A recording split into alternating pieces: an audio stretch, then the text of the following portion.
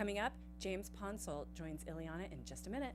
Welcome to Popcorn Talk, featuring movie discussion, news, and interviews. Popcorn Talk. We talk movies.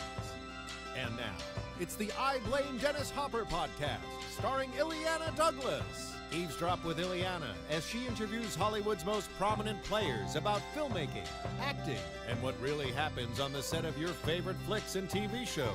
Hi, it's Illeana Douglas. Welcome to the I Blame Dennis Hopper podcast. I'm here with my lovely co-host, Tamara Berg. Hi, everybody. And we have a great show today. James Ponsoldt, very excited. Love his films, particularly Spectacular Now. And I loved End of the Tour. I thought we're going to spend a lot of time talking about that because I love that particular movie. Also, he did The Circle, smashed. And in my few seconds of meeting him, he's a very really interesting, nice, like jovial. He's a little too nice. I agree. Come on.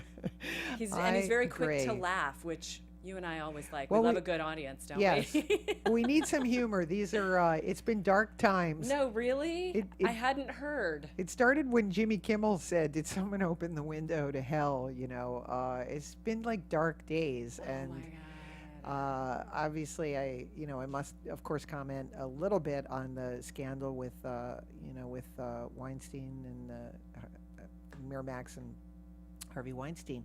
I think that there's nothing else to be said. Of course, it's horrific, and I think that again, I applaud all of those who came forward. What I was astonished about and what saddened me the most was that a lot of the women were my friends who I've known.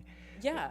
And Rose McGowan has been here on the podcast with us. Another one of the actresses that we mentioned is going to be on the podcast very soon. Rosanna Arquette and Mary Sorvino and Ashley Judd. I mean, these are all people that we love. And the idea that that they all had to carry this secret, I just find tragic. And I think that hopefully what has come of it is, for me, it's been again another eye-opening experience where it has been nonstop conversations with other women and men. I want to point out again, I heard a horrific story from a male actor about an experience that he had. So this is something that is happened, that is happening. And we were talking about this before the show. When I was a young actor starting out in musical theater when I was 14 years old, this was something that just routinely happened. And it happened so much that I actually had to ask my grandfather, is this something, if you're going to be an actor, that you have to deal with and understand? And I can't even imagine, what he must have thought at the other end. Do you remember what he said to you when you asked him about that? I don't, because I remember it was with a lot of kind of embarrassment and shame to kind of understand, is this something, because it's happening all the time now, these experiences. And I think that we are, as women, I can only speak for myself because I don't know about other experiences, but I felt almost indoctrinated into a form of what I call casual groping, varying degrees from, being a young girl to a woman to an actress. And it's just something that you had to kind of learn to deal with in varying degrees. And I look back on it, so many of the experiences I've had, whether it's an actor hitting on you or director hitting on you, or various degrees of inappropriate behavior. I think that where men are concerned is that they say, well, where does it end? Well, was that casual? Is that, and we don't know. You mean as far as the confusion? Exactly. Is obviously these events that are described are horrific. But I think that the best thing that can come out of it is just an acknowledgement. It's not so much to bring men down. It is to talk about that these are experiences that have happened, from when we're young children, men and women. Yes. there's not a person I've ever spoken to who doesn't talk about an inappropriate incident that occurred in their childhood once, twice. Yes. And we're living in a different climate. We don't want to get to the climate where it's so politically correct that that we all hate each other and that there's not a sense of love and trust. That's also a challenge. But I think that ultimately that this is a good thing, to be speaking about it, because it will normalize it. It's what I said to some normalize the speaking about. Right. What I said to somebody this morning was that I said, if I had been mugged, you'd say, oh my God, that's a horrible, and I'd tell everybody that I was mugged, and I'd talk about the experience and the mugger, and we'd want to get that mugger. But we, as a society, for whatever reason, it makes us incredibly uncomfortable to think of someone that that you maybe have had a relationship or a working relationship with. You can't see them in that that light. It's very very challenging. And we have to look back to that this is something that happened in the industry, obviously, with people like Daryl Zanuck and Harry Kahn, and from my grandfather's own experiences, when he was signed at MGM, he was given a list of actresses. One list was you could take them out on dates, and the other list was you can sleep with them. So it's something that that we have routinely, on the other hand, when you did a movie with Joan Crawford, you were also expected to sleep with her. And she, chose men, that she wanted to have relationships with. And so I guess, again, we just have to, hopefully grow from this and have a better understanding. But it's not, it's not an isolated incident. Yeah, and I feel like in America, we're being challenged to realize how we treat each other in so many different ways. If we're talking about race, and if we're talking about sex, and we're talking about gender, there's so many different ways that we're being required to examine how we hold each other. And I don't mean that physically hold each other, but like how I expect you to be for me and how you expect me to be for you. Right. If that makes sense. Yeah, I think that on the other hand, being the devil's advocate, you're like, well, if a set romance doesn't go well, and is that that's what I mean. You can't get a mob mentality going of that was inappropriate, and I'm going to call that guy out. Right.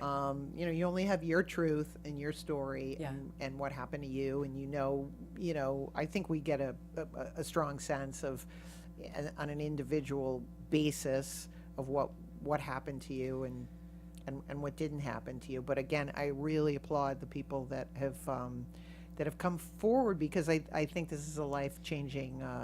I think that society is changing right now. I can feel it. It feels different.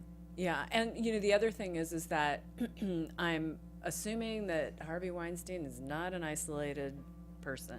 That there potentially there are other stories that are going to start to come out, because victims are going to feel protected, based on the fact that this happened with Rosanna and Rose and all those, Ashley, and they can go, what, here's another person that we need to discuss, and here's another. Right, and then to put a positive spin on it is that, at a certain point we need to stop talking about it. That doesn't mean victims stop talking about it.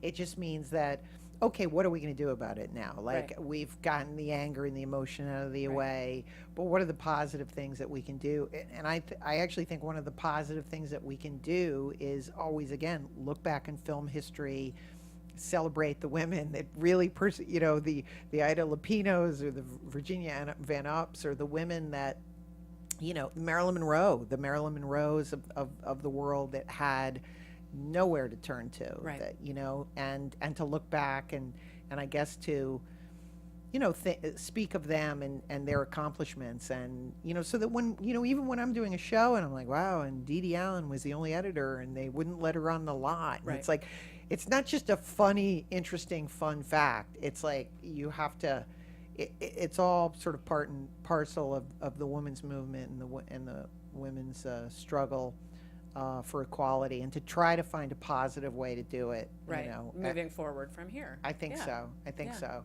And to use these personal experiences, you know, to tell stories, and obviously I think men need to be involved in the conversation. Yes. And I think that they are. I feel, again, in having this conversation over the years, that it's like, I don't want to talk about it, or people, you know, men sort of shut you down. But this time it feels different. It feels as if men really want to be engaged and talk about the story and understand, you know, that it's horrific, and that it, you know, and that it shouldn't happen. Yeah. So Yeah. on that bright note, Yes, let's bring in we James. should bring in James, let's- a wonderful, effervescent James Ponsoldt, whose films, of course, I remember from Off the Black, which I saw at Sundance, and Smash, which is an amazing movie, and Spectacular Now. Come on in here in the end of the tour, and The Circle, and so many others. Here he is, James Ponsoldt. You gotta lift us all up now. We're talking about such dark, you know, it's not dark. Ultimately, all sorrow can end in great art, I think, hopefully. Oh, I love that thought, actually. That's my hope. Isn't it? Yeah. I mean, don't we all take sad stories and kind of turn them into something meaningful? And I heard Quincy Jones interviewed on NPR. It was probably by Terry Gross when Ray Charles died, and he was asked if there was like a simple formula to what Ray Charles did, which seemed like an impossible to answer question, and he had a great answer, which was that in a simple measure he could transform misery into joy, yeah, which seems like I think that's true. I definitely think that's true. So we always start at the beginning. My favorite question. I know you were born in Georgia. Do you remember the first movie you saw, and who took you to see it? Yeah, I actually I called my dad this morning Aw. to confirm this. He says that it was Raiders of the Lost Ark. I don't remember that. I do remember Return of the Jedi, which I kept wanting to rewatch over and over and over. So was it a local theater, or? Yeah, it was. So this was Athens, Georgia, where I'm from, which is a college town, and there weren't multiplexes everywhere the way there are now. I think we saw it at a theater called the Classic Triple, which has since Love it. gone away. Great name. Yeah, right in the heart of downtown Athens. And were your parents, did they like movies? Did you watch movies at home and on TV and all of that? Yeah, I was lucky. My dad a lot of the movies that I saw in theaters were with my dad. He would watch anything that was like new and big, and he didn't really take me to see kids movies. He Right. just took me to see whatever he wanted to see. My mom, I mean, they both had and have great taste in films. My mom was much more into, like, she loved the Marx Brothers and Laurel and Hardy and, like, silly, like, early Woody Allen. And then she had grown up in a house where my grandfather painted book covers and occasionally movie posters for a living. So he did like all of, for the most part, most of Agatha Christie's reprints from 1960 to 1980, and then he did like Shirley Jackson book covers, and then he would do the European posters for like Papillon, Escape from Alcatraz, Dog Day Afternoon, stuff like that. Wow, do you have any of those? I have the French Deliverance poster in my house. Yeah. Wow, must be beautiful. wow. Yeah, it That's is. a good one. Yeah. And so, because I know from talking to you that you love sort of movies too. You're a big movie lover. I think the first movie director we ever talked about was Paul Mazursky. Definitely. But yeah, you sprinkle into your conversation all the people. So I know some Elia Kazan, Mazursky, and so how did you start finding their films? Well, yeah. So I mean, it was a weird cross-pollination, I think, of all of the of like my parents and grandparents. So I mean, because of my grandfather, I mean, he was doing these book covers for Agatha Christie where like he would have my grandmother pose like in a bathtub with her throat slashed, or have the milkman pose with a knife in his chest, or whatever it was. So I thought it was so cool. And then they moved to Cape Cod, and he was neighbors with Edward Gorey. So I was really into horror when I was a kid. Yeah. And my parents let me have a subscription to Fangoria magazine. Oh yeah, we know it well. Joe, we've had Joe Dante here. Oh, cool. We Awesome. have. Yeah, when I was like 5, and my parents and I knew that like The Exorcist was supposed to be the best horror movie. Like my sister was 5 years older, so she would, with friends, they would like rent from like West Coast Video or Blockbuster. They would rent like Nightmare on Elm Street and Friday the 13th. But I really wanted to see The Exorcist, and we did a road trip. We went to see my grandparents in New Jersey one summer, and I saw that The Exorcist was going to be on TV that night, and could we make it back in time? I was like 6, and my parents said if we made it back in time, they would watch The Exorcist with me. And my sister, my parents, and I, when I was 6 years old, all watched The Exorcist on TV and made it like 25 minutes to when Linda Blair's head started spinning. And then they turned it off because I was freaking out. And then I wet my bed for the next few months, and it really traumatized me. Yeah. Yeah. I can't watch it today, No. incidentally. No. I start to watch it, then I go, no, that's it. When did you actually watch The Exorcist for all the way through then, after that? So it's funny you asked that. I mean, movies don't scare me as much. I mean, I've seen really, really scary, because I've seen, Cannibal Holocaust, the whole everything. And I didn't watch Exorcist probably for like 20, 25 years after that. I wasn't even aware that it had some weird grip on me, but it did. And it's an amazing film. And I don't know, it's weird. I heard David Cronenberg interviewed at this like BAFTA interview a number of years ago when A Dangerous Method came out. And it was just 3 hours of him talking about his whole filmography. Yeah. And the interviewer was great. And he said, people refer to your body of work as like venereal horror. There's this genre around your films, and you've inspired so many horror directors. Like, is there a horror film that really has that grip on you?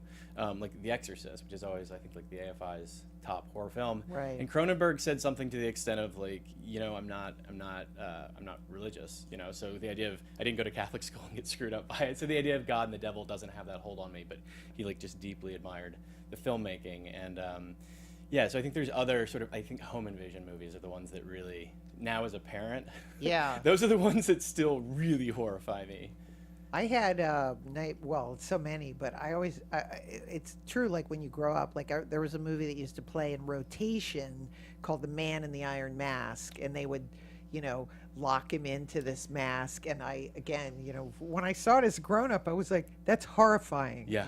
It was really, really scary. Or even Phantom of the Opera gave me nightmares for years. Totally. I was like 3, and I was watching it with my parents, and when he pulled off his mask, and I was like, is the Phantom gonna get me? He's gonna, So you did a lot of short films, but did you have an idea? I want to be a director, an actor. Yeah, I was in a house where, I guess because of my grandfather, my mother wrote short stories. My dad was a pretty serious amateur photographer, like where it was okay to do, to act. So I acted from the time I was a little kid. I was a kid in a lot of community theater productions. And then, fell in love with movies. And it was my mom always had slightly artier or weirder taste, and always has than my dad. Like I saw Harry and Tonto for the first time. That's one of my mom's favorite movies. Great it was film. like that. I think like if I had to say my mom's taste, it would be like Harry and Tonto, Melvin and Howard, and The Stuntman. Like those are movies that I just remember that she showed me at a really young age, and they never showed me animated movies. She just had us. That was her sense, and then I was acting and writing and trying to write stories and things, and then for a high school economics project, we had to create a fictional product and make a commercial for it, and I was tasked with essentially doing everything because my dad had a video camera, like writing it, directing it, editing it, and it seemed like, my friends thought they won because they just got to like do goofy stuff in front of the camera, but for me it was like a key in a lock kind of moment where it was my interest in photography and acting and music and everything, and probably some level of like control and order. Yeah. Like it all felt like, if I could do this for a living, I would be so happy. And I just took total advantage of, there was a theater in Athens called the Tate Center at the University of Georgia, which until not that long ago had a pretty amazing like sort of international filmography, like Janus Films, Criterion type things, where they would just show old Fellini movies and stuff. And then I would go to the library a lot, and like there was a great section of American independent films where it was like, I remember that's where I saw Wanda for the first time, or Killer of Sheep, or Daughters of the Dust, or all the Cassavetes. It's first where I checked out Making Movies by Sidney Lumet, and the Matewan book by John Sayles, and I just yeah, I was obsessed with making movies by the time I was like 18. So. And did you have like a natural authority that people just listen to you? Stand there, put this on. No, Wear this. I don't know. I don't know if I did. I was very bossy. Like when I was a kid. Yeah, then I kind of went into acting. But when I was little, yeah, I was like, we're gonna stage the Pearl. You'll be the Pearl. You'll do this, and I'd bring in the clothes and. Yeah, I think, nobody stopped me. Yeah, well, I mean, I think a lot of people, like for me, there was order, and then I was also, I think, probably responding. Like my dad was like a trial attorney at the Justice Department, and so like I didn't want to argue, and I didn't want to be bossy. That was always my thing. Where I was like, in life, I don't want to be a lawyer, and I don't want to be a jerk. Right. So I think I liked the idea of directing more with like a invisible hand, or just sort of having a much more intimate relationship with the actors. Like I occasionally write for a film magazine called Filmmaker, and I interviewed Jonathan Demme for Rachel Getting Married like 10 years ago or something.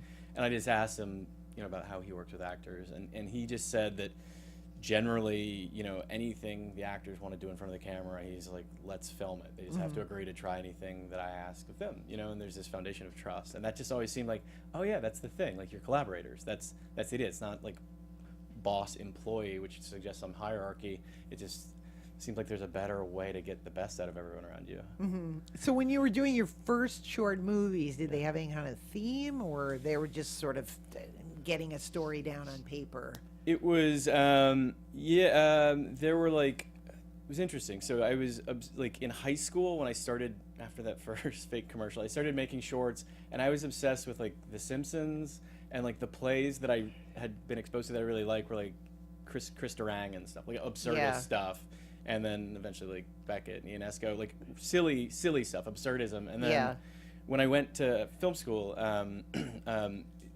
like I think I was still interested in doing comedy and more broadly comedic things. And like my first week in grad school and film school was September 11th in New York. I was at Columbia. Wow. And there were 60 people in our class, and I would say maybe a third of them left. Like it was a very international program. A lot of people were like, I'm from Tel Aviv. I've had cousins that have been blown up. If this can happen here, I'm just going to go home. Or someone saying, I should join Doctors Without Borders. I was kind of just dipping my toe in filmmaking. This isn't what I want to do. Yeah. And it didn't like make me lose my sense of humor but it definitely it made me enjoy great comedy all the more. But just definitely think a lot about what stories do I have to tell? Like, right. What am I actually terrified by that sort of in the process of trying to make a film, I can sort of wrestle with that and confront that head on. So I think all the big things of just like rejection, fear, loneliness, not being loved, all of those things were what sort of bubbled to the surface in the shorts that I first made. I mean, one of the first ones I did was about a father-son story in eastern Kentucky, in Harlan, Kentucky, about a dad who delivers Meals on Wheels to homebound elderly people and is also buying their Oxycontin and Percocet off them, and about sort of just pipe dreams of getting out and sort of regional isolation. My thesis film was a mother-daughter story with Jeanine Garofalo. It was definitely not a comedy. It sort of had a Salinger 9 Stories type feel about a mother and daughter who sort of, it's on the coldest day of the year, sort of in like around Coney Island, where they're just sort of, they have these like word games. I love you so much I would feed myself to the sharks in the aquarium. I love you so much I would eat poison. I love you so much, and you just slowly realize that they're kind of living out of like crappy hotels and kind of on the run from an abusive husband and just sort of changing their identity over and over.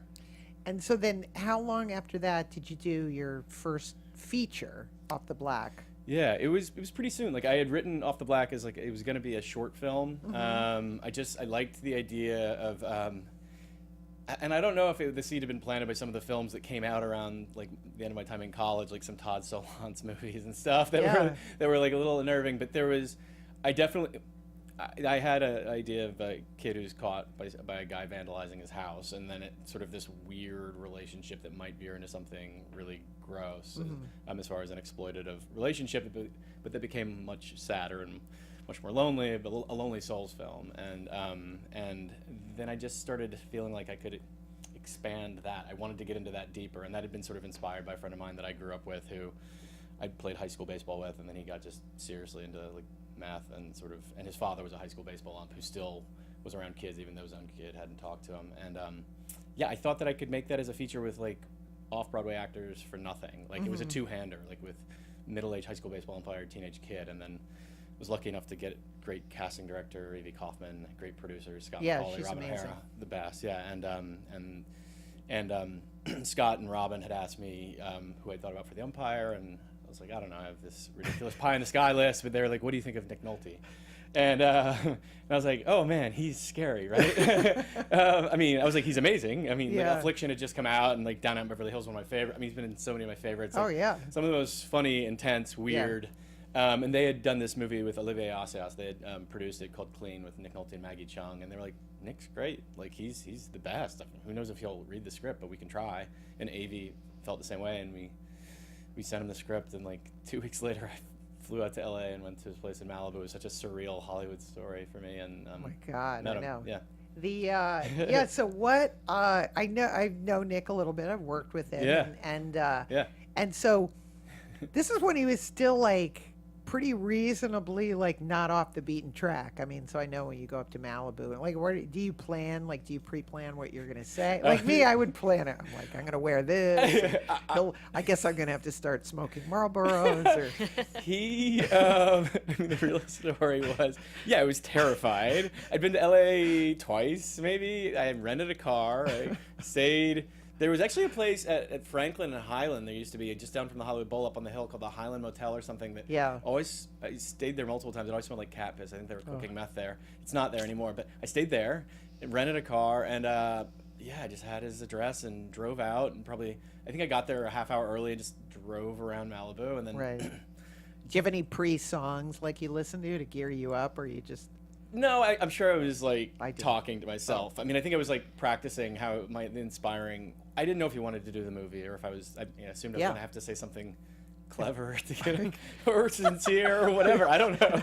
I didn't know how it worked. You know what's so funny about it is that you forget that you're like, oh, I've actually written a script. It's probably really good, but you thinking like, how am I going to convince him to do this thing? You know? And I just felt so just young and stupid and less than. And anyway, and I rang the buzzer and no one answered, and rang it again and no one answered, and then someone was like, hello.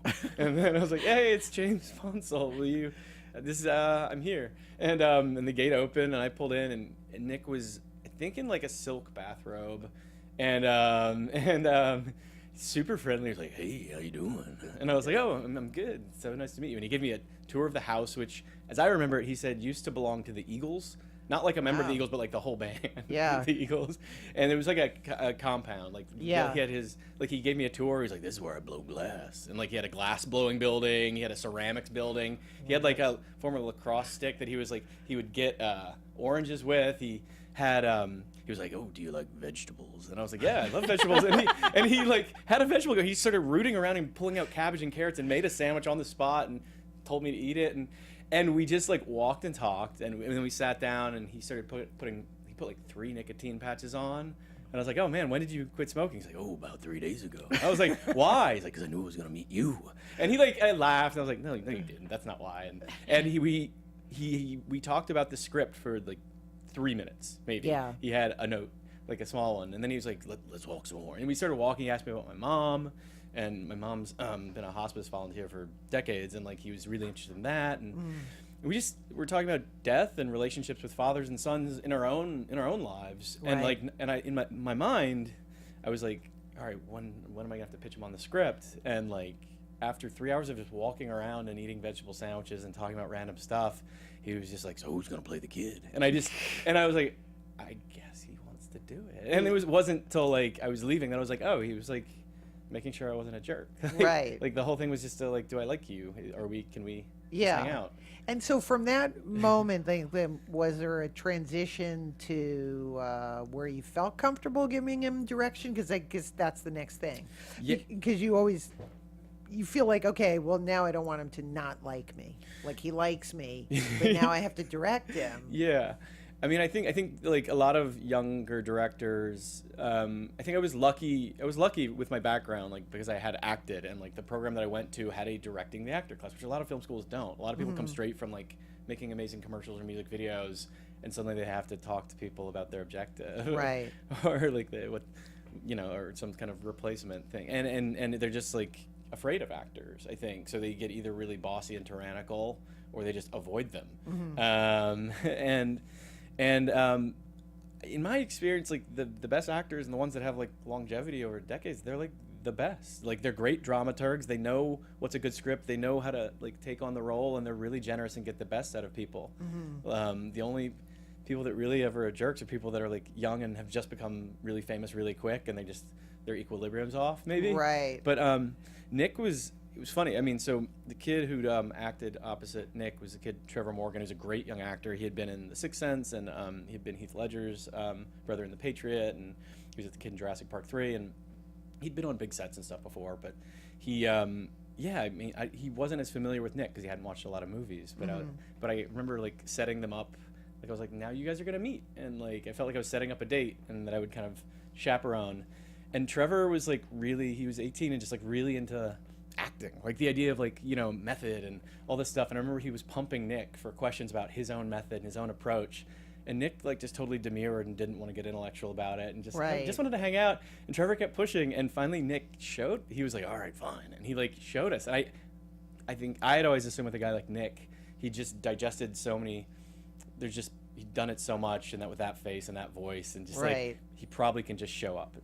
But like he actually showed us his office, where I swear to God, he had this like amazing setup with like 3 flat screen computer screens. He had asked for the script like as a Word doc. He reformatted the whole thing. He retyped it in different fonts, and there were like symbols, like I swear it was like hieroglyphs or something. and he had written this long bio, the character's life from the time they were born, and he was kind of embarrassed by all the work that he actually did. And I remember we were both like, oh my God, that's amazing. And like his take was, he was like, listen, I'm kind of lazy, and if I didn't do this every day, if I didn't do something every day, I might not do anything, which I don't think is true, but that's what he said. And so it was really inspiring. So as far as talking to him on set, it was always just an easy conversation. I would try to say no more than I had to. Right. Do you think that it's an instinct of, and then I want to get to this later on with some of the other, because so many of your movies are the actors really shine. Do you have to, when you even meet the person, almost get like a psychological sense of what their sadness is or what it is? Like I feel like a director has an instinct to know how to push or get something out of that person. I mean, if I've been lucky like to work with a lot of actors that I just really have admired their work. So if I'm lucky enough to meet with them, I'm meeting them as a genuine fan of work that they've done, and I don't know their process, and frankly I don't care. I wouldn't sort of project my process, because clearly they've developed a process that made performances that have like devastated me or made me laugh my ass off. I usually do ask around, like from directors and producers who've worked with them, just like tell me about them. So I come the first time we meet at Bob's Big Boy or wherever we're meeting, like I come armed with that, and then I just try to get a sense of like know them as a person, you know, like where are you from? Like, do you have a family? Are you religious? Are you vegetarian? And like I also try to, without naming names, try to find out like what are like some archetypally speaking terrible experiences you've had with directors. What are some great ones? Let's figure out how to never repeat that. And what do you really want ideally? Because I'll sit down and I'll write you a 20-page bio. I'll whatever you need. I want to be a conduit, you know. And so it's been different for each film that I've done. But yeah, I mean, I don't know if this is true. You would know if this is true, but I heard from this woman, Ivana Chubbuck, once. She said she's big into substitution, like an acting kind of coach guru, and she said that she claimed that Jack Nicholson, in every role he's ever done, was sharing a scene with his mother, essentially. Oh, interesting. But she just had deeper emotional hooks into him than anyone, and so it was always that, figuring out that thing. And I think, in some way you are kind of figuring out what they have in their own life that they can tap into. Of course, an actor brings their imagination and the material, but like what they have that's like readily available to mutually take advantage of, you know, that we can really tap into.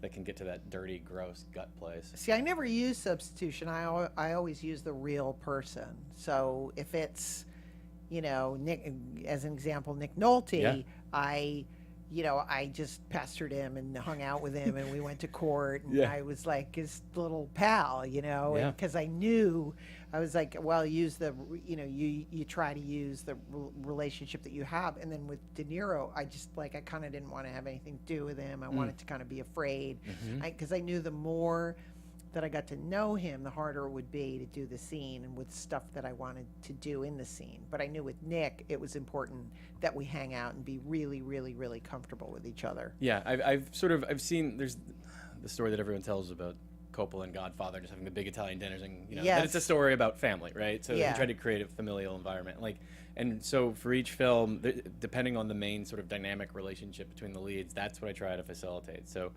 like on Smash, where the main relationship was between Aaron Paul and Mary Elizabeth Winstead, and they're supposed to have been a couple that would have met in college and just been hard partiers and just kept partying right till they were almost 30 and were kind of bottoming out.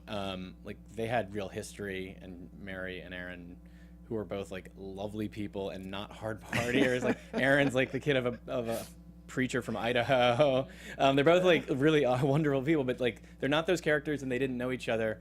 I just spent a lot. I tried to have them spend time together. In some cases I was like their designated driver while I just bought them shots at dive bars and like Hollywood in the Deep Valley, and like I wanted them to like hold each other and like help each other puke like when they need to pull the trigger from too much bad tequila or whatever it was. I wanted to create some facsimile of real shared experiences. And then like with End of the Tour with Jason Segel and Jesse Eisenberg, they were playing people that were total strangers to each other. They didn't know each other before the movie, and I didn't really want them to spend any time together at all before we shot. Yeah, I want to get to that movie because I got a lot of questions about that. But then moving into Smash, and is it true you shot it in 19 days? 19 days, yeah. That's a lot of. Did you know in advance? It's like, oh, I only have 19 days, or what do you do? Do you cut scenes out? Like, how do you do that? I mean, I had between Off the Black and Smash, that a number of years had passed. Like I had a project. There was like one movie that I'd gone to the Sundance lab with after my first movie that I was trying obsessively to get made. This one called Refresh Refresh that was based on a short story a friend wrote that was like in Best American Short Stories about teenage boys in the high desert of Oregon whose dads are Marine reservists that are activated and deployed. So it's sort of this town without daddies, and these boys sort of approximating their idea of like what it is to be a man in a really distorted, violent, patriarchal kind of way. And a Jack London story in an age of like Skype, where kids are like Skyping from like a lava field in Oregon to their dad in a green zone in Iraq while they're like smearing deer blood on their face, and like and it was like not commercial, not a comedy. Yeah, and I tried for a while, like a long time, just to singularly get that made, and I think I got frustrated that I couldn't, I couldn't shoot this movie with children on Animal for 35. Like I was like, why won't the world give me money to make this clearly uncommercial movie? And I think during that time, like a lot of my friends were making super cheap movies, like mumblecore movies. Exactly. Yeah, and so people that I, like Andrew Bujalski or the Duplass brothers or Lena Dunham or whomever, were making great movies that were like for nothing. And I was really inspired by that as just a means of making film, not creating some impediment for your financial impediment in your story to telling your story. So Smash was something that I wrote with my friend Susan Burke, and it was something that we wrote very intentionally that we could make for nothing. It was very intentionally like site specific, mostly Highland Park, which was a neighborhood that was in a rapid, in an aggressive process of hypergentrification, which it's transformed even in the 5 or 6 years since we made it. It was also a place that would facilitate someone being like into their late 20s and still functioning like a college kid, i.e. someone who's drunk all day and just riding their bicycle around. There's only a few neighborhoods like that in LA. They're kind of like little college towns. That was one of them. Right. And then we were lucky to like get better actors than I thought we would get, to get actors that I really loved and get a little bit more money. But yeah, we knew we wouldn't have much time. But I mean, of those 19 days, I would say 10 of them were probably just like Mary and Aaron in a house together. And what was really fun about that was like, they're just game. I mean, Mary's like a total badass, like an action star, so she can go all day. Aaron was in the middle of doing Breaking Bad, where he had like the world's greatest scene partner, where they just wanted to be pushed, and so it never felt, for the really meaty relationship scenes that we were pushed for time, it felt like we could do 5, 6, 7, 8 takes, feel great about it, and then say, you guys want to just keep going? And we would keep going and just like do 20 or 30 takes, just because it was so much fun. It was like, how weird, how dark, how intense, are you guys okay? Cool, let's keep going. It was just, I just loved watching them. Like I had heard, I met Karen Black only once, and she was in a friend's short film that I went to see at the I think it's now defunct Silver Lake Film Festival, which was at the ArcLight. I didn't realize Karen Black was in it. At the end of it, my friend was like, hey, we're going to get lunch. A bunch of the crew's here, and Karen's going to be there. Do you want to come? And I was like, sure. and I'd heard, crazy stories about her, and I didn't know what to expect. But she was totally held court, was totally, whip, smart, funny. And I didn't say a word. I just was like crumbs of joy, like keep telling your stories. And at the very end, I was like, Miss Black, I just have to tell you, like, Cisco Pike. I mean, like, there's just a trillion movies that I've just loved you in so much, but can you tell me anything about 5 Z Pieces? And she's like, oh, honey, well, I've been in over 100 movies or whatever it was, and like, I don't remember them all, but I'll tell you this. Bob would just stand next to the camera and just cry. He would just cry. And that's how she described Bob Rafelson, just like that he would just stand by the camera and cry. And I just was like, oh, that's the thing the director's supposed to do. Like, be the most intimate and close audience member as you can be to the actors, and just get it until you fucking like feel something, Yeah. That's how I felt on Smash with Mary and Aaron, where I was like, they were making me feel a lot, and I was just like, this is the best show on earth. Yeah. And I wish we had more time. And at a certain point, we have to move on, or I'm going to lose the scene at the end of the day. But yeah, that's almost a movie. And for those people who haven't seen it, it's about a couple. One person gets sober, and the other person is still drinking, and how it affects their relationship. And did you watch? Obviously, there's so many, Lost Weekend, so many like drunk movies. And did you? How do you work with trying to differentiate your sobriety movie? Yeah, I mean, like, talking with Susan, like, we actually did a lot of, like, Susan, who I wrote it with, is very funny. She's a comedian, great writer, and when I first met her, she wasn't sober, and then she got sober and had some of the most horrifying things I did when I was drunk stories. And we just have a similar sensibility of what we find funny, which is pretty sad and weird and dark. And yeah, we had, like, our own little mini film festivals where we watched Days of Wine and Roses and Leaving Las Vegas and all the standards, and we were just like, man, a lot of these movies they're great. Some of them are super joyless, and like, Arthur is also a movie about alcoholism, and that movie's a blast. Right. And also there's like a brokenness. If someone gets through it, it's usually a man, and there's usually a woman who's helping them through the process. And if there's a woman that's dealing with addiction issues, usually in most films, it's a broken person who is less than, which is like, I mean, chauvinistic is like at the minimum, but it's a system. It's just like, it's also just boring. It's like, man, the world needs more.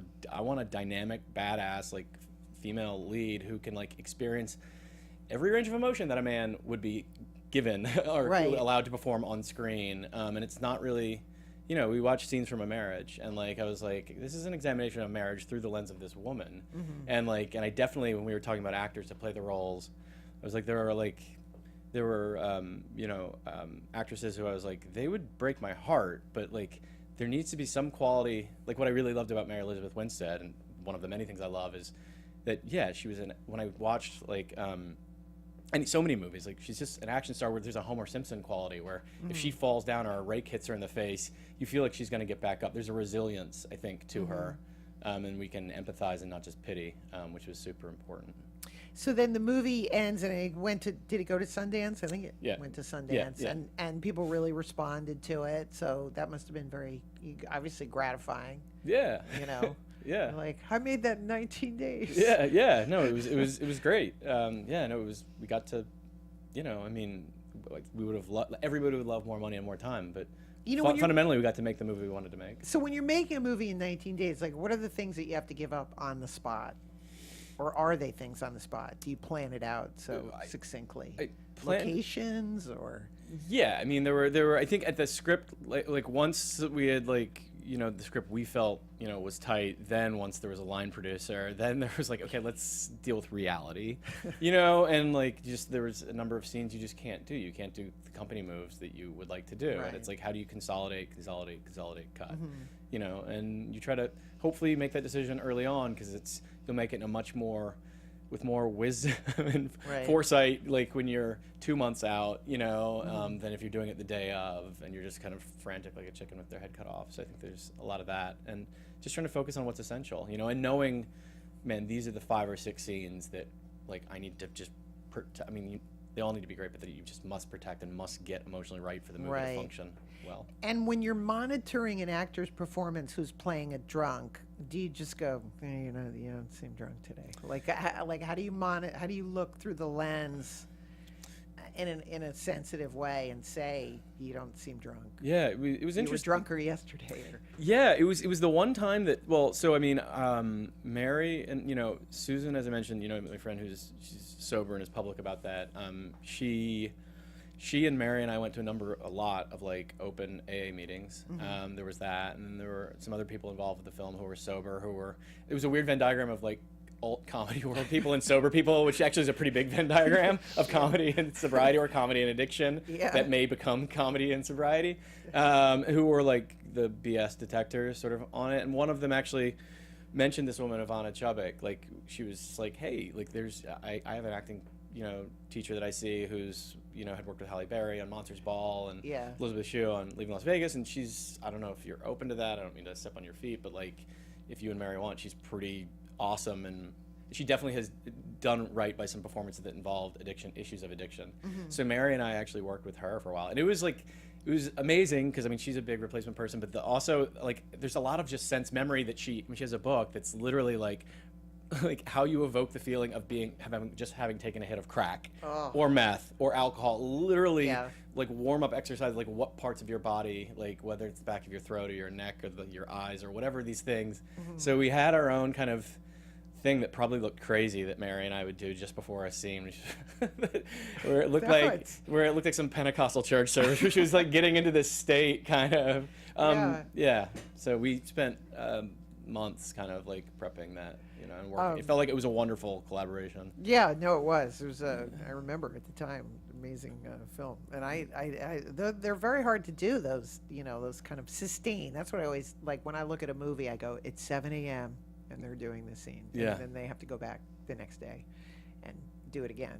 So that's why I think what always people forget is the sustained emotion of these things. I think people also sometimes think that the actors are actually drinking, which it's like I've never been on. I'm sure it happens. I've just never been on a set where they were drinking for the role or anything. No, I've been I've asked in the Cape Fear scene. People would always say, I mean, you got drunk, right? And I was like, no, are you kidding? It's like, how could you be sharp and do the scene? However, I have worked with actors that have sipped. But they're no longer with us. But that's another show. So this movie then also gets to Sundance, and then did you say, well, now I've got to do a comedy, or did it just? So I was went to Sundance, and I was like just wanted to just keep writing and wanted to make another movie as soon as I could. I was excited, to have momentum, and I started getting scripts sent to me.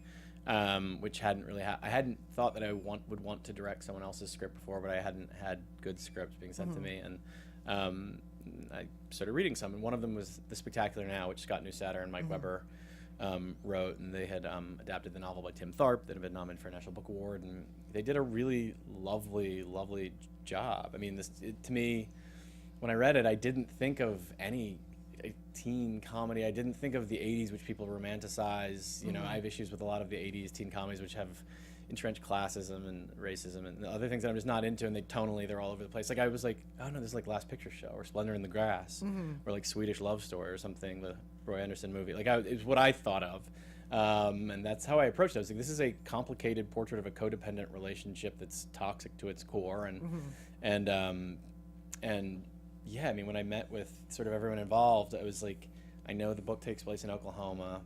I'm trying to wrap my head around how I could make this my story. I was like, I would love to reset it to Athens, Georgia, where I'm from, and shoot it in like the streets and houses where I grew up. I'd love to shoot it on Anamorphic 35, not just because that sounds cool, but because whenever I see movies now about young people, it's like, let's use the de rigueur, like, technology. It's going to be handheld, iPhone, and because that's what the kids are using, which feels really cynical to me. And there's totally, great times for... I think all technology and all modes of like sort of capturing performance are viable, but it should just ideally be like what's best for the story you're telling. It's interesting you say that, because I remember that when the movie came out, what made it stand apart was its visual look. And so kudos to you and your production designer and cameraman and all that, because that is I think that's what differentiates it and makes you want to go see a film. Thank you. Yeah, I mean, the goal was like, how can we dignify like what these kids are going through as opposed to patronizing, them. And it's like every other country on earth, whether it's like Iran or China or Japan or Italy, has portraits of young people that are like vibrant and alive and super complicated. It's like, it seems like here uniquely, like we just don't, generally tell those stories with, all of the there's a great movie out now called The Florida Project, which has young characters that's wonderful, but it feels few and far between. And, I was really lucky with the actors as well. Like, Shailene Woodley was the first one, and I had, I had seen her in The Descendants, and I had that unique experience that you sometimes have where when you're watching something, you're like, I hate this actor. For like the first 10 minutes, I was like, they're so annoying. And then by the end, like she had devastated me, and I realized it was like one of the most honest portrayals of adolescent grief I'd ever seen. Yeah. And I was like, I'm watching like a young Deborah Winger or Sissy Spacek or Barbara Hershey. Like it was just so naked, and she was just being. Yeah. And met with Shay, and she was wonderful. I was like, listen, be my accomplice in this. Like tell me, like I'm a 34-year-old dude, you're this much closer to this character. Tell me what's honest and dishonest, and help me get rid of my male gaze, and like what strikes you as right, and how do we need to make her better and more dynamic. And she was great. And then sort of Miles and Bree and everyone else sort of came after that. And the same thing with Miles. Did he sort of pop out to you as like, oh, this guy's going to have a major, and they had fantastic chemistry in the film also. Yeah, Miles, like I had seen him in Rabbit Hole, the John Cameron Mitchell film that had come from been a play, and he was in a lot of scenes. He was right out of NYU, and he did that, and he had and his scenes were with Nicole Kidman, who's like one of our greatest actors, and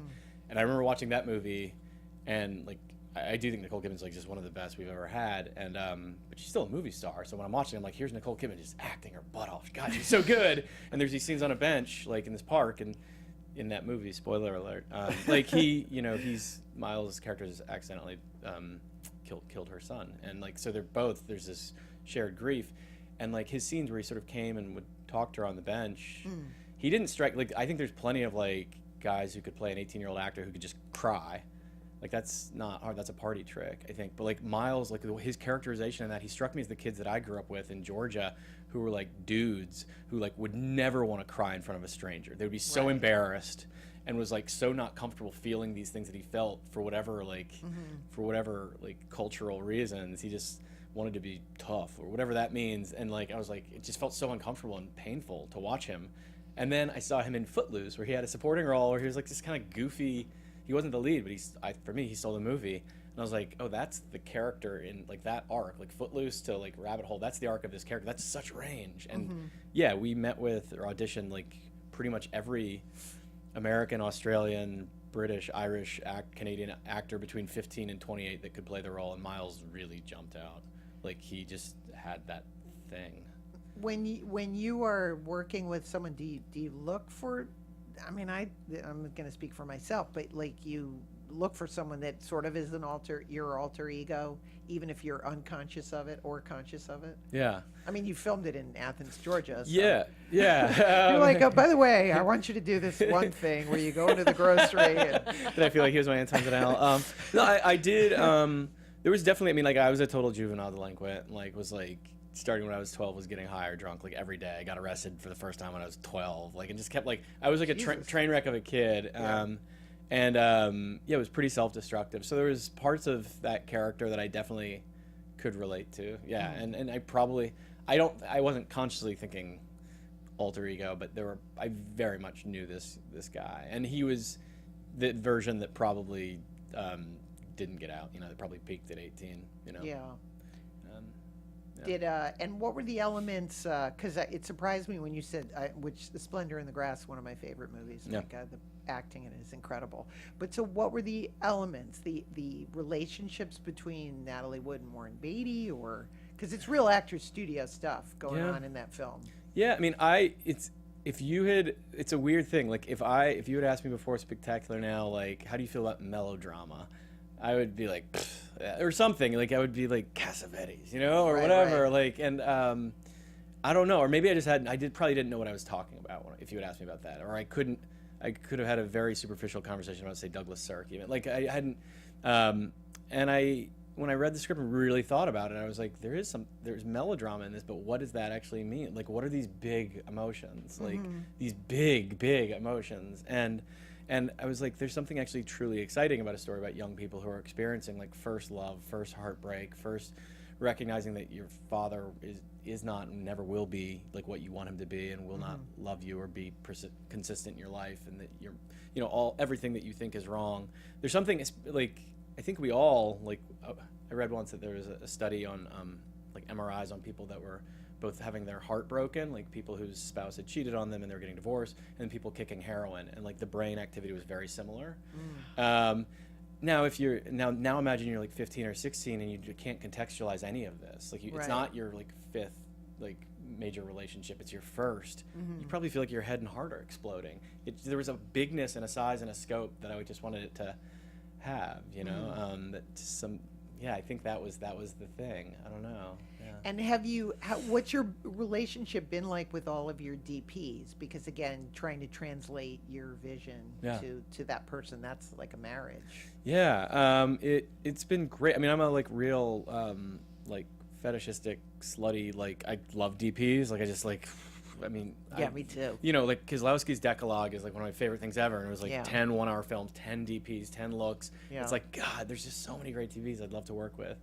So I've worked with, you know, a bunch, and I've loved all of them, and sometimes repeated, but like for the most part, it's like a new DP because it feels like a different look.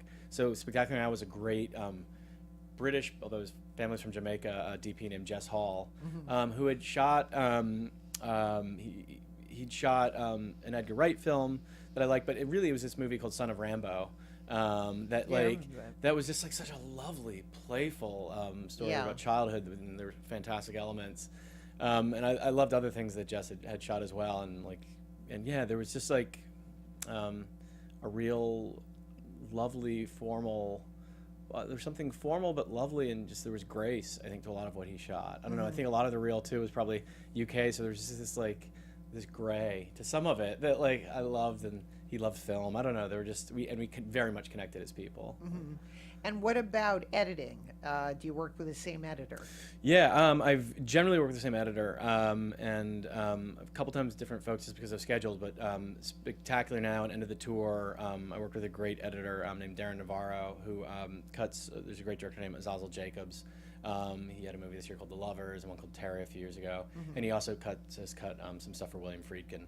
And had been an assistant editor for decades. Goes back to The Exorcist. Yeah, I know. And Darren's just, he's just a total film obsessive like me, and like reminds me. I have so many friends that at one point like worked in record stores or worked in video stores. I don't know if Darren did, but like who had their own taste and are okay telling you what's right and what's wrong, and let's draw a line in the sand, and Darren's that way, and like keeps like honest. And I think just like, I mean, editors to me are, you know, I mean, there is an editing Oscar, there should be a casting directing Oscar, and I feel like those are two. I don't think people that generally watch movies understand how important those two jobs are, you know, on a film. And the editor is such a profound role, part of the storytelling process, and I just feel like Darren, I really recognize it, especially with the context of time, that he has an intuitive sense of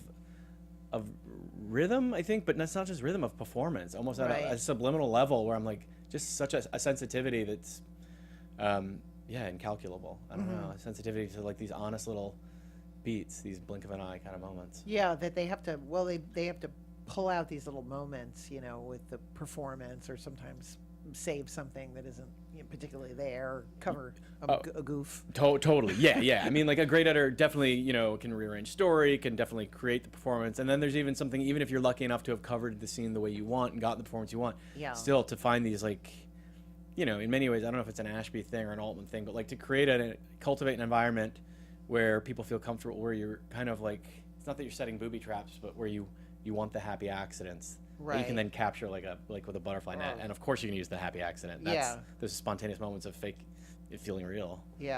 Okay, so let's get to the end of the tour. So how does that one come about? That came about, so I was I had Spectacular Now at Sundance and was like, all right, now I'm going to go back and write this thing that I had. And then out of the blue, and it's funny how these things work, my former playwriting professor from college, Donald Margulies, he was my teacher I think my junior year. and he had won the Pulitzer the year before for a play called Dinner with Friends. So I felt really excited and terrified to be in a seminar with this guy who just won the Pulitzer, and he was like just an ubermensch. Like he was like the best kind of. My dad was a college professor at law school for over 30 years, so like I have deep admiration for great teachers. And Donald, had like a dozen young people trying to find their voices, basically ripping off the playwright that they liked at the moment, and like through it all trying to do something honest. And he was so good at not projecting his own values or forcing them down anyone's throat, but trying to excavate out or suss out like what that person was trying to do. He had an intuitive sense, and he could listen. I think, and that's what I remember from him as a teacher. And he had he basically emailed me out of the blue and said, "Hey James, I don't know if you're a David Foster Wallace fan, or if you know this book by David Lipsky, but I've adapted it, and Anonymous Content's producing it, and it's going to be in your inbox in 3 minutes, and wouldn't it be a hoot to work together?" And he had no idea that like I was a insane huge David Foster Wallace fan, and already at that point read Infinite Jest a couple times, and I had read the Lipsky book when it came out, but I hadn't read it thinking about an adaptation, and I even after reading it didn't think that it would be a movie. And I was really excited and terrified that Donald had sent it to me, because I had in my mind what I wanted to do, and I felt, well, I didn't want it to suck, but I also didn't think it would. I thought that Donald, if anyone could actually find do a platonic love story that's full of grace and love and pain, he probably could. And he wrote something that seemed so simple, but I just kept rattling through my brain and heart. I couldn't stop thinking about it, and for a few days I was trying to convince myself that I didn't want to do it, but it was like falling in love with seeing someone and being like, I want to be with that person. Right. And it was like I was like, I don't know if there's a big audience for this, but that's not really what I care about anyway. I was like, but for an audience of this guy, if I saw that movie realized the way it is in my head, it would, and certainly at the right times in my life, it could have meant so much to me. I have to do this. Now, if you formulated, because Ingmar Bergman always says, I have no idea what my movies are about, but clearly they have. Are you mature enough to understand when you're about to make this movie? I think I make movies about blank, relationships. Or do you just make them? I want to just make them. I mean, I've had other people say things, and sometimes after I've made it, and sometimes when I'm That's right. thinking about when I'm thinking about making it. It's a lot of people are good at very smart on Monday, kind of that. But I've had people even before it, with Smash the Spectacular Now, it was definitely here's another thing that deals with alcohol, and I'm not sober, I'm not an alcoholic. I have plenty of friends that are both, but there was definitely a moment where I was like, oh, is this too similar? But no, I have to do this. It was kind of one of those things where it's, I think, fucked up relationship stories and people and various addictions that aren't always obvious, that aren't sometimes are addicted to the idea of, what the idea of someone else, the idea of someone or I don't know. Anyway, So I want to get to the casting. Jason Segel and Jesse Eisenberg. They're just. Do they get along? They seem like their chemistry is incredible. Yeah, they were great. I mean, they had. I think it's my favorite Jason Segel movie. Oh, cool. He's so good in it. He's got a lot of good ones. You should of course. But it's my. I can say it's my favorite. Okay. They hadn't met before we did the movie. I mean, they met once or twice, once they were cast.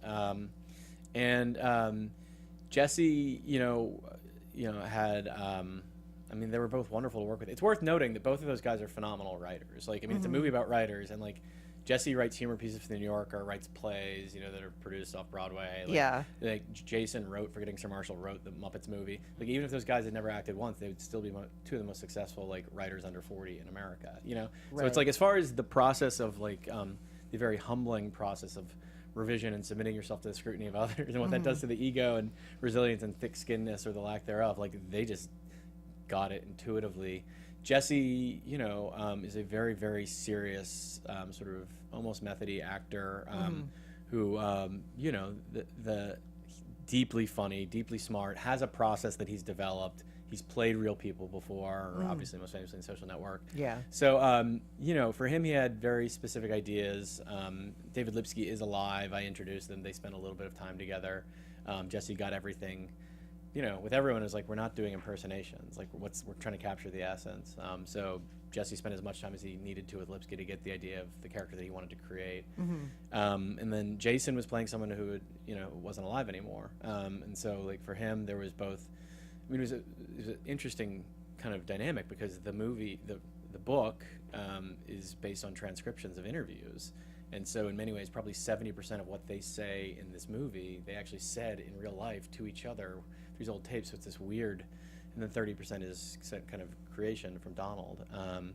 And so Jason and Jesse could both listen to the actual conversations the way they said them, the intonation, but everyone was very adamant, we're not doing a Saturday Night Live sketch. We don't want to do that.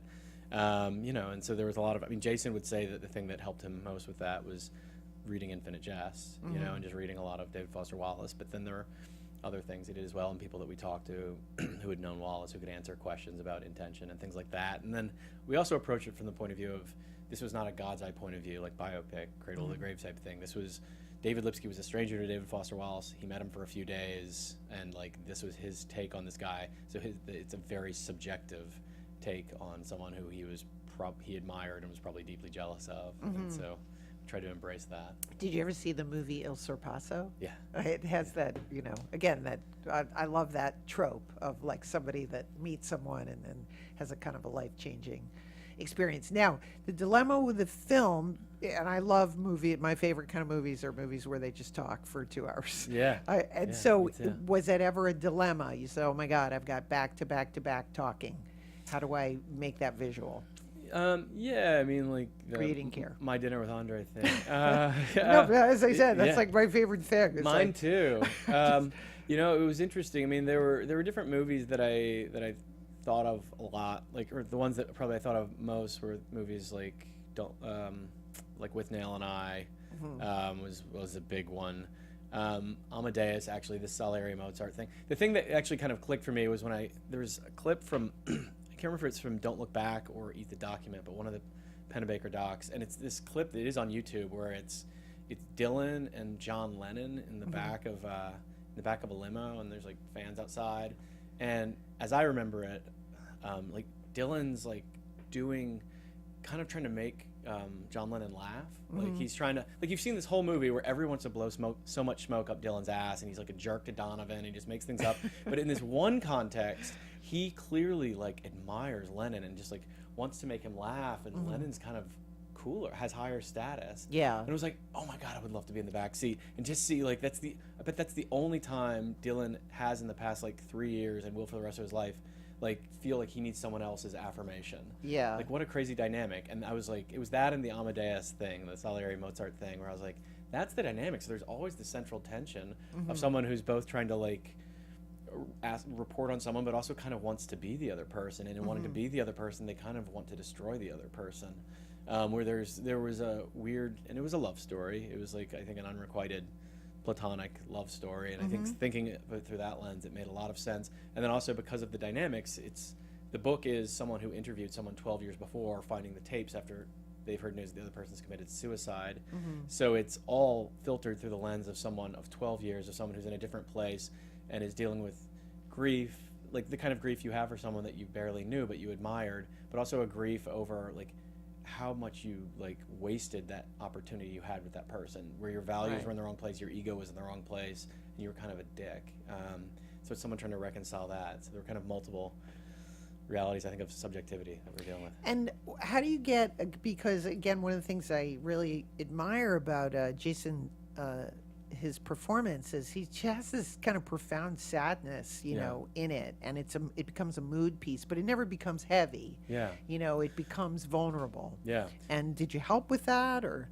Yeah, I mean, when I first met, I didn't know Jason before this, but it was like, there's this one interview that I love that was a big reference point, that because our movie is about someone being interviewed by a stranger. There was an interview with David Foster Wallace with Charlie Rose from around the same time, where Charlie Rose is Charlie Rose, like one of our great interviewers. It's like question. Yeah. You know, and David Foster Wallace is wearing like a white Oxford and kind of a like Andre Agassi do-rag, like, which he was famous for wearing.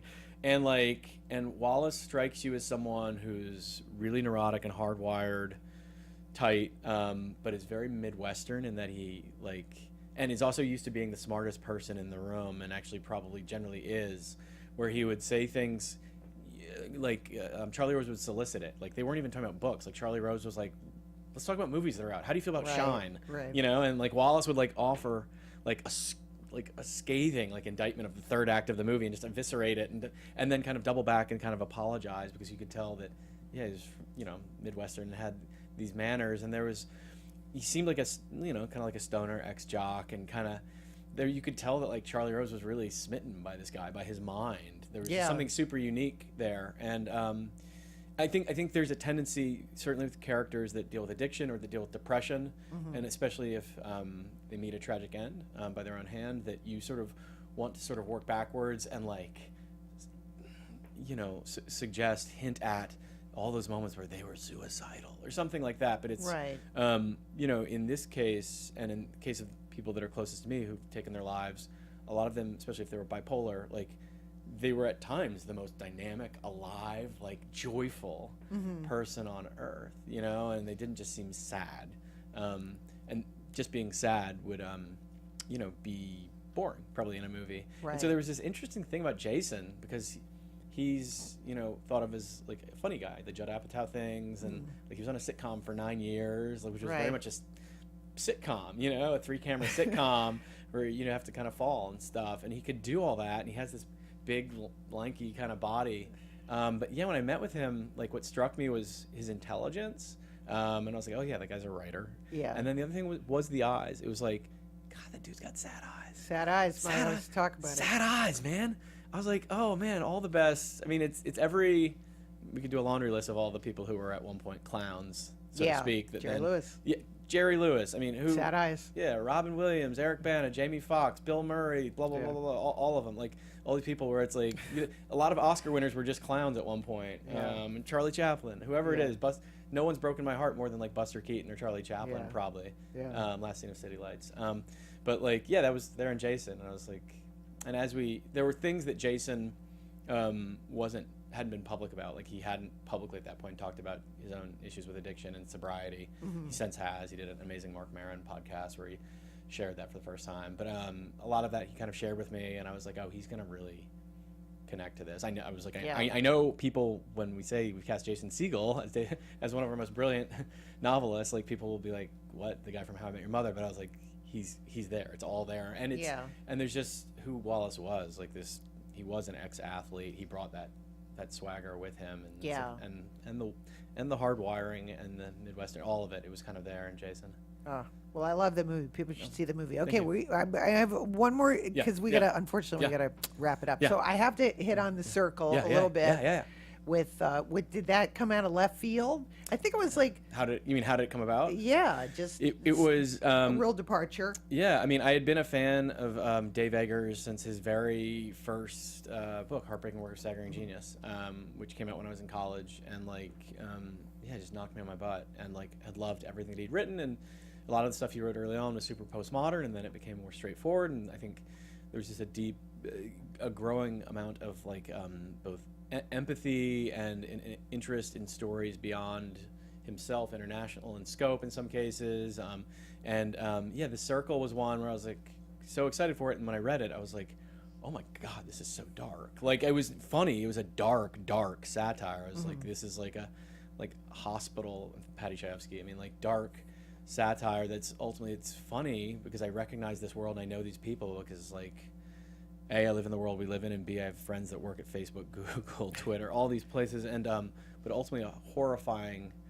it was horrifying to me. And like my wife and I were about to have our first child when I read it, and I just thought, and I think that was the thing that haunted me the most, was I realized like I made a lot of stupid mistakes when I was a kid, and there's no record of them. And when I did those stupid things, like my parents would say, go to your room and think about what you did, or some version of that, and I would think about, is what I did wrong?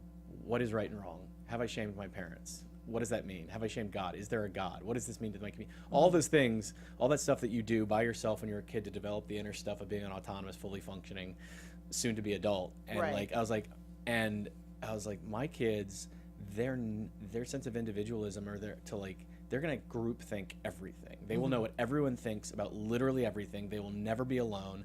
There will be literally a record of every aspect of their life from the moment they walk out their door, every their search history, their driving history, all of that will Yeah. haunt them into like college and the job market, and like it's a fundamentally different way of being, and maybe it will make us better. I don't know, or far worse. I mean, who knows? But it is definitely going to be different, and that made me very sad and kind of exhilarated. And that's how it that's where it came from. And then Yeah. started talking to Dave. Did you have a favorite day working on the set with Tom Hanks?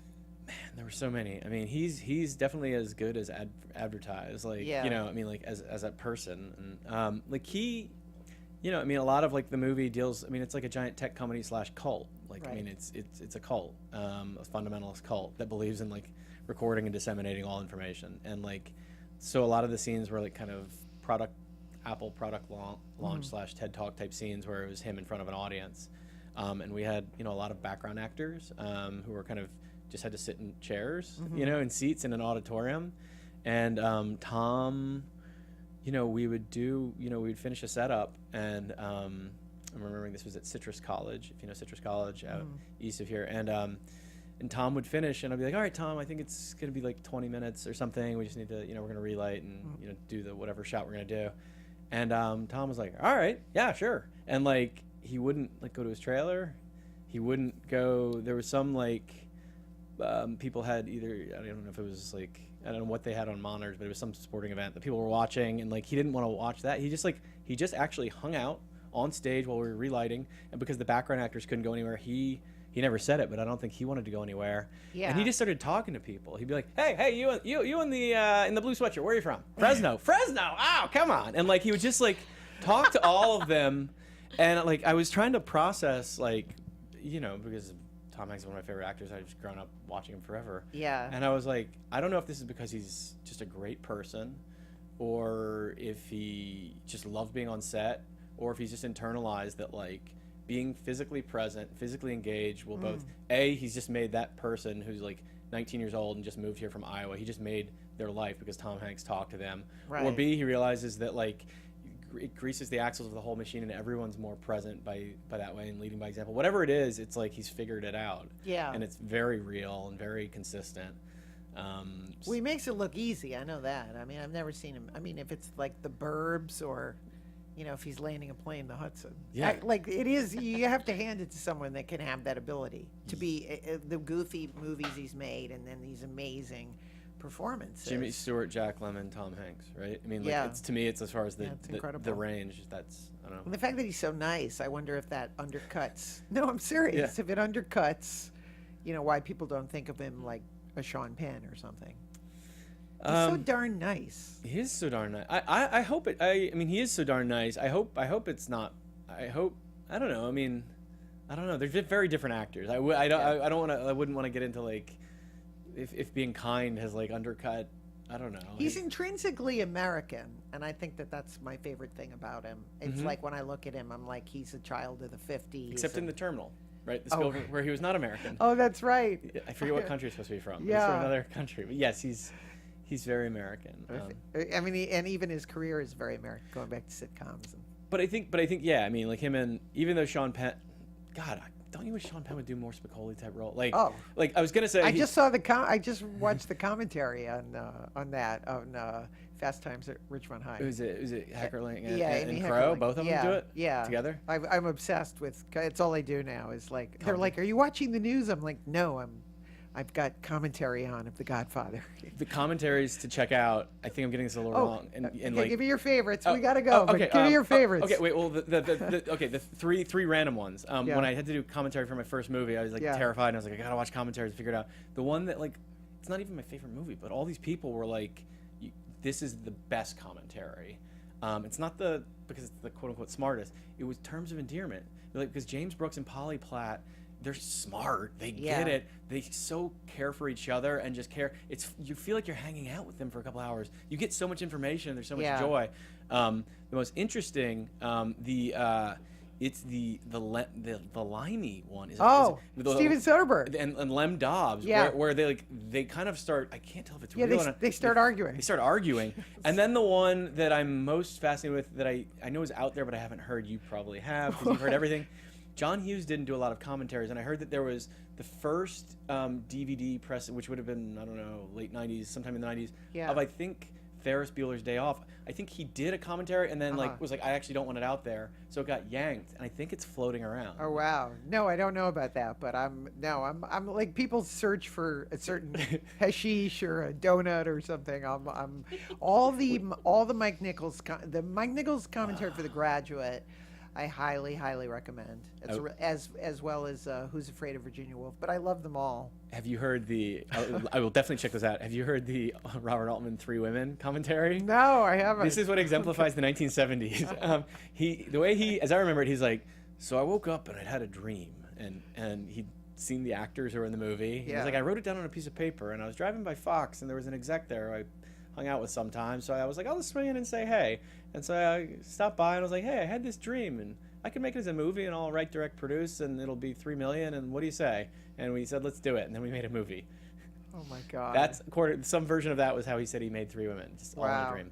Well, that was okay. So good recommendations, James. And I'm thrilled to know. I didn't know that you did commentary on all your films. I have, yeah. So that's something to look at. I love commentary. I'm obsessed with them. I think some people don't think it adds something, but for me, it really does. If you love the movie, it's like deep cuts. Yeah. Yeah, I've complicated. I don't know. We can talk about that. I have complicated feelings about it, like as a filmmaker. Sometimes, because I know some people who are super opposed, and then some that are. Yeah, it's but I love as a consumer, love checking it out, and then I also respect some folks that never do it too. I know Polanski didn't do one on Rosemary's Baby, but they have a side thing where they talk quite a bit about it. Yeah. But I would have loved, but just because it's again fascinating. Has he done a lot of other commentaries? Not that I know of. I know because Rosemary's Baby I've seen 8 million times, but I just got the Criterion one, and it has a side documentary with Mia Farrow and Polanski, and it's recent. But there is no, and it's a featurette. The one that I would, for what it's worth, I love that movie. You've seen it more than I have, but maybe I've seen it I've seen it a lot. But The Tenant. The Tenant. I mean, I feel like that, as far as to Polanski's biography, that's the one that I would love to hear just some unpacking of. Well, in my not to keep plugging my book, but in my book I tell a story that because my grandfather was in the film, so he tells a story about